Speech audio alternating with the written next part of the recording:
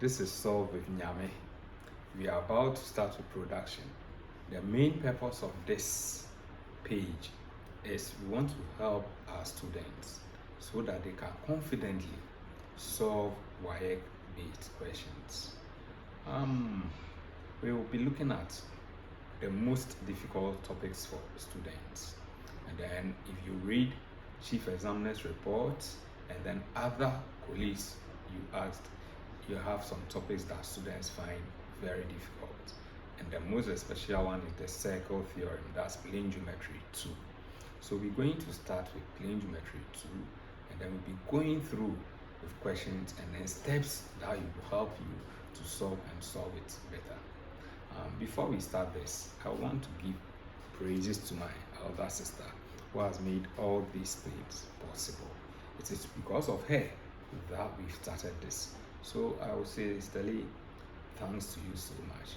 I bless you, and I know God is going to bless you more. I thank you for everything you do and keep doing for us. Thank you very much. Right. So now, we want to start with the circle theorem. And if we say circle theorem, it is simply plane geometry 2. It is a two-dimensional figure. When we say, I hope you know the difference between a two-dimensional and then a three-dimensional figure. When we say a two-dimensional figure, then it has a length and a breadth, and that's it. But if we say three-dimensional, then it's going to have a length, a breadth, and then a height. That's the difference between two-dimensional and then three-dimensional. So normally, you put two-dimensional figures on a board, but you can't put a three-dimensional figure on a board because it has a length, a breadth, and then a height. So this is three-dimensional. It has a length, a breadth, and then you can see a height. But if we say two-dimensional, anything that we can put on a board is two-dimensional. Now, why do students find circle theorem very difficult? Circle theorem is not difficult as students find. We have about 10 theorems, and then if you should go through all these 10 theorems and you are not able to solve circle theorem, then please, there is a problem. You have to be able to solve circle theorem. Using the 10 theorems, you're going to do one after the other. And when you go through these, then circle theorem is not going to be very difficult for you. But let's start by saying, what is a circle? What is a circle? A circle is simply a path made by points from a fixed point.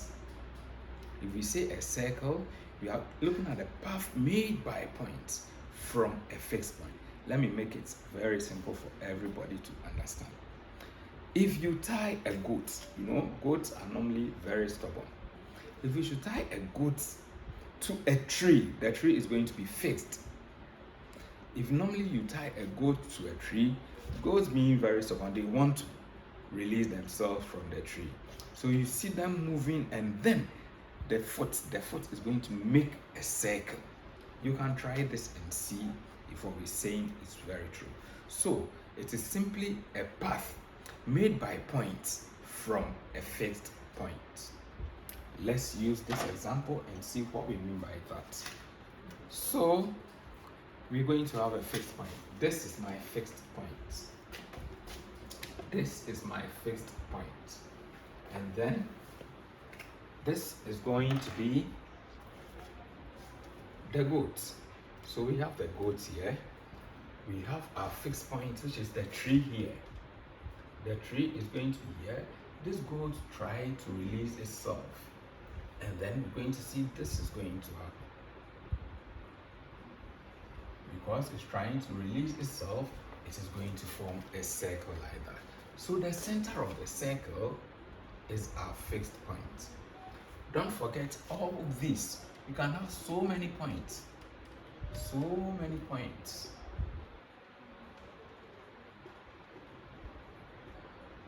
So many points on the circle.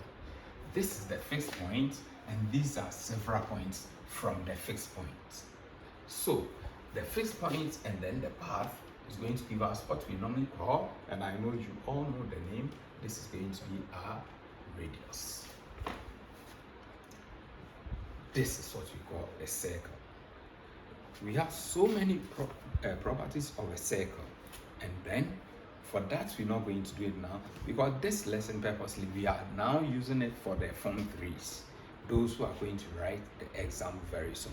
So it's going to be a sort of revision, so we're not going to talk about so many things, but when we're going to the juniors, then we're going to look at that one too.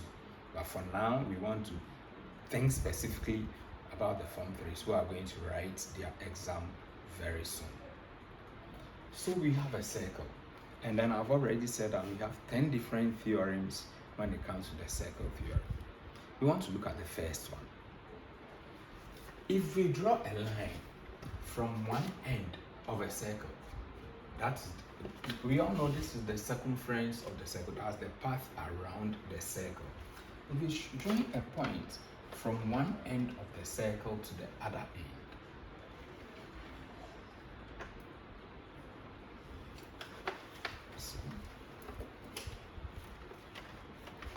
line withdrawn. Let's label this side A. The other end. Let's name this line the line A, B. What name is given to the line AB? The line AB is called the chord. It is a chord. We call it the chord AB. Or you can also say the arc AB. An arc AB or the chord AB. Right. If we should do this, we are going to the first theorem. We want to look at the first theorem. What's that the first theorem says? We have the center of the circle. The first theorem says if we should attain an angle at the center of the circle,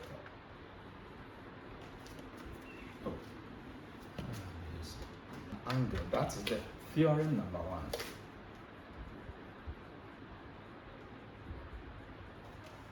Theorem 1. If we subtend an angle at the center of the circle from the ends of the chord,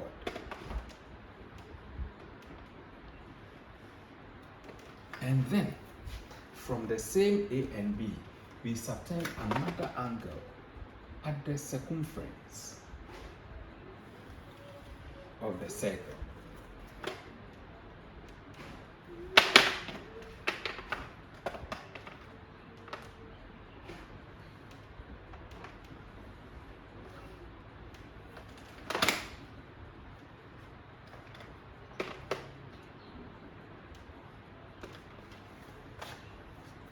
Let's label this circle at the center alpha, and let's label the circle, the angle at the circumference beta.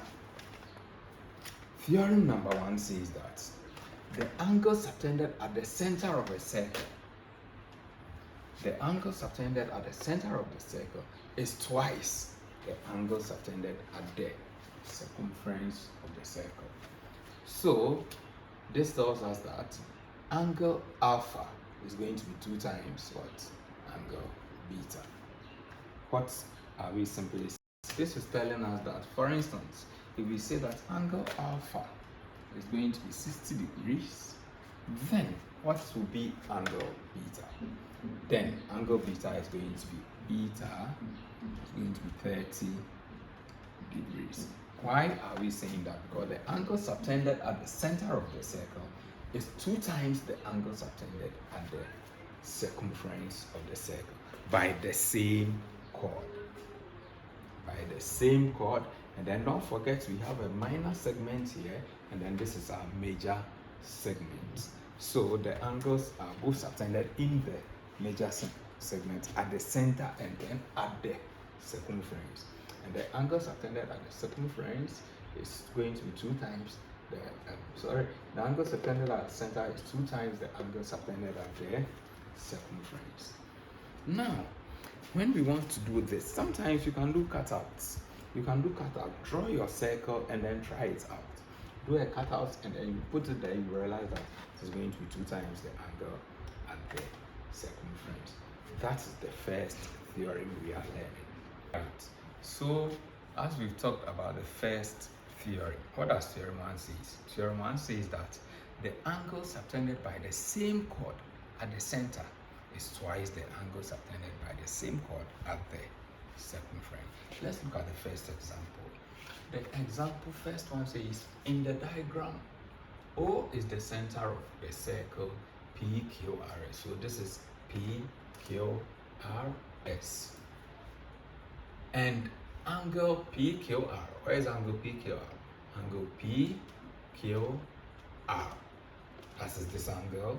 Angle PQR is 65 degrees. Find X. We are finding this angle. We are going to apply theorem 1. What does theorem 1 say? The angle subtended at the center, that is going to be angle ROS. Angle ROX is the angle subtended at the center by the chord RS.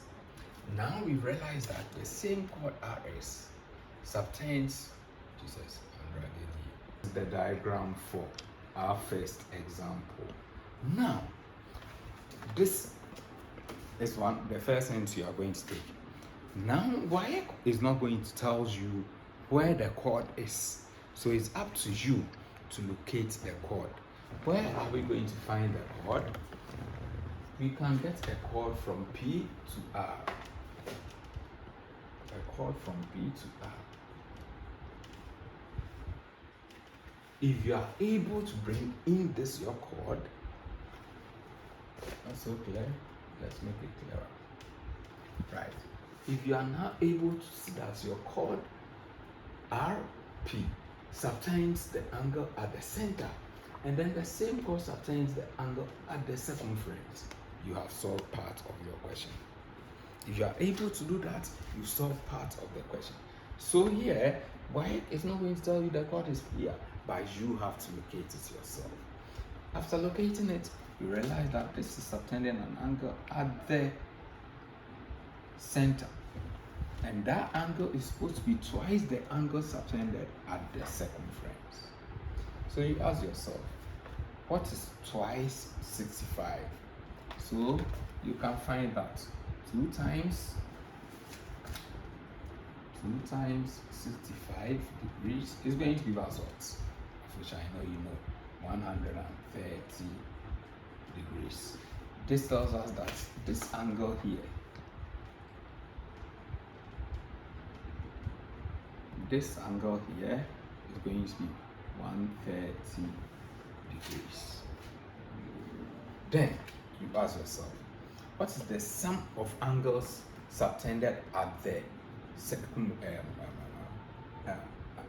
of angles subtended by a circle? Now we know that from here to here is 130. What is the sum of angles subtended at the by a circle? We know that it's going to be 360 degrees. So if you want to find X, this tells us that X plus 130 degrees should give us what? 360 degrees. Therefore, our X is going to give us, now we subtract both sides by 360. So 360, X plus 3, we subtract both sides by 130. So X plus 130 minus 130 will give us X. Then 360 minus 130. 360 minus 130 is going to give us 2, is going to be equal to 230 degrees. Our X is going to give us 230. Let's go over quickly again. It says in the diagram,